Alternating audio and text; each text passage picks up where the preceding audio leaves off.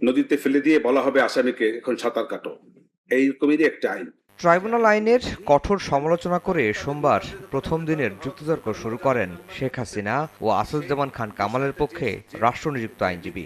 তারা তো তাদের নেতাদের কথা বলে, তারা তো ভারত। তার দাবি, ঢালাওভাবে ছাত্র জনতাকে রাজাকারের বাচ্চা বলেননি শেখ হাসিনা। সে সময় ট্রাইব্যুনালের চেয়ারম্যান বলেন, গত ৫৪ বছরে রাজাকার শব্দটি গালিতে পরিণত হয়েছে। এখানে পক্ষ কয়টা? সরকার এবং আন্দোলনকারী। হ্যাঁ, এক পক্ষ মুক্তিযোদ্ধা আর এক পক্ষ রাজাকার, তাহলে কারা রাজাকার?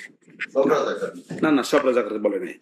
এটা মাননীয় আদালতের, আমি মনে করি মাই লর্ডশিপের এটা একটা ভুল conception. During the last 54 years, রাজাকার has been a গালি। শেখ হাসিনার আইনজীবী আদালতে আরও বলেন, রাষ্ট্র পরিচালনায় আওয়ামী লীগ সরকারের কিছু ভুল ত্রুটি থাকলেও দেশে ব্যাপক উন্নয়ন হয়েছে।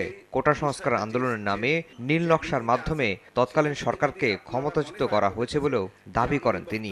এই যে ফেসিবাদ কথা বলেছে, এটা একটি তাদের একতরফা বয়ান।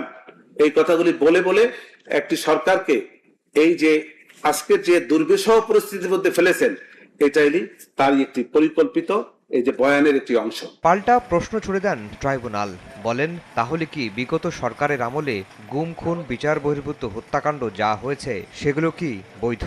এরকম কিছুই হয়নি বলেও জবাব রাষ্ট্রনিযুক্ত আইনজীবীর।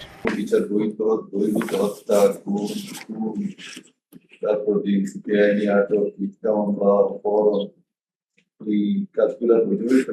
এগুলো তো আমি অস্বীকার করি, এগুলো প্রসিকিউশন বলেছে, প্রসিকিউশনের প্রতি আমি একমত নই। শেখ হাসিনাকে নিরাপদ দাবি করে খালাসের প্রত্যাশা করেন স্টেট ডিফেন্স। সাবেক প্রধানমন্ত্রী শেখ হাসিনা একজন নিরাপরাধ ব্যক্তি এবং তার বিরুদ্ধে যে সমস্ত চার্জ আনিত হয়েছে সেই চার্জগুলি সঠিক নয় এবং সাক্ষ্য প্রমাণেও তা প্রমাণ করতে সক্ষম হন নাই। এদিন ট্রাইব্যুনাল ২-এ আশুলিয়ায় ৬ লাশ পোড়ানোর মামলায় ১৭তম সাক্ষীর সাক্ষ্য গ্রহণ সম্পন্ন হয়। আফজাল হোসেন, সময় সংবাদ, ঢাকা।